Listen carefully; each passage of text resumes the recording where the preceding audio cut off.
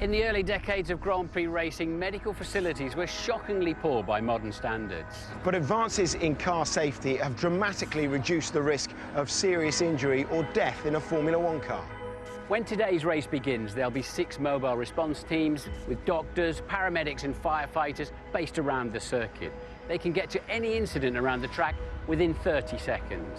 At the medical centre, there'll be an orthopaedic surgeon, a consultant anaesthetist and a team of 6 paramedics. A medical helicopter is always available to fly and 2 extrication teams are always to hand. And when your eyes are fixed on the front of the grid at the start, you may not even notice what's patiently waiting in the background.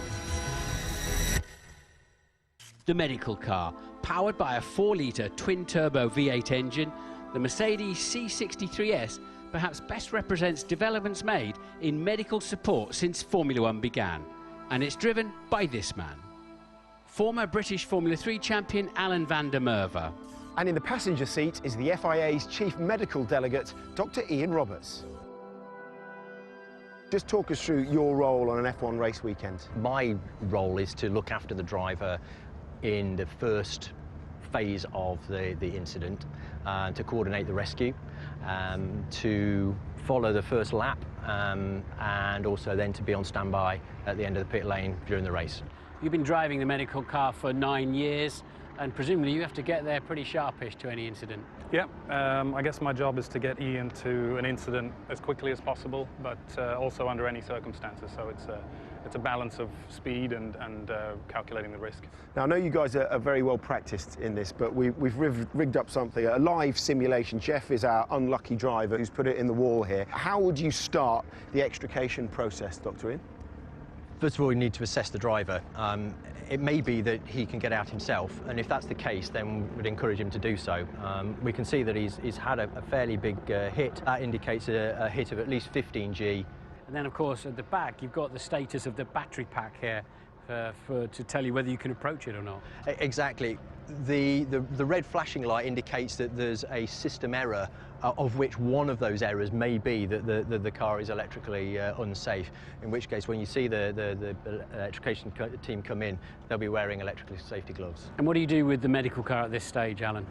Generally, I mean, always when we can, we try and guard the scene. So if Ian's out of the car or if there's people around the car, we try and protect the scene with the medical car. What I aim to do is give race control an assessment of the driver as soon as possible. Then they can make some decisions about continue the safety car, red flag the race. Charlie's waiting for that decision. Let's say Jeff's injuries are life-threatening then. In this situation, what's your next step? Okay, we've done the standard ABCs. We're confident that they're okay, but the driver, say, complains of a problem with his back or neck. We need a controlled extrication. That decision would have been made by the national doctor and myself. Extrication comes in, starts their work. Okay, let's do that. So who's coming in now, Ian? This is the medical intervention team. The doctors are making his assessment. He's going to lift the visor, he's going to check on the driver. We need to get to the driver's head. We need to get a collar on, and that's all part of the extrication process. I'm looking at this and wondering, with the halo on next year, how much harder your job's going to be. It is going to be certainly more restricted, although we have carried out extrications with a halo in situ, and through just a very few modifications, it's possible to lift through the aperture. Of course, the other issue with the halo is if it becomes distorted, and we will have the ability to cut it. Okay, so right now, where are we at? I mean, it looks like oxygen has been administered to Jeff. What's the process? At the moment, they're just fixing the final straps for the extricatable seat, and in a moment, they'll be doing a lift. You're aiming for an extrication time of what, 4 minutes, 5 minutes? About 4 to 5 minutes. We're more concerned with the technique rather than the absolute time. So I guess efficiency is the key word. Okay, so when the ambulance moves off, are you back into the car? Do you follow them back? Presumably, you won't be there on site. I'm normally in the ambulance with the national doctor, and we'll go off to the medical centre under normal circumstances, whether a further assessment's required there or off to hospital. You were both there, tragic day back at Suzuka with Jules Bianchi. When you arrived on the scene, presumably you knew the severity of it straight away. How did it work for you that day? A very difficult day. It was obvious from the start that it was a very serious injury. The medical team performed admirably. They worked very well together. Things were done in the correct sequence. His assessment and management were extremely good. Unfortunately, the outcome was the tragic end that it was.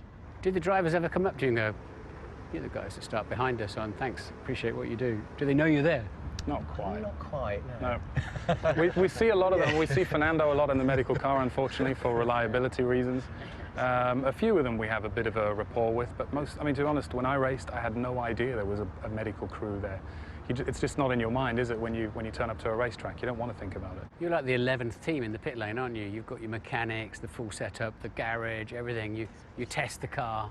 Yeah, we're always at the back, unfortunately, but yeah, it is. It's run as professionally as we can, really. I think in the older days it was a lot more casual.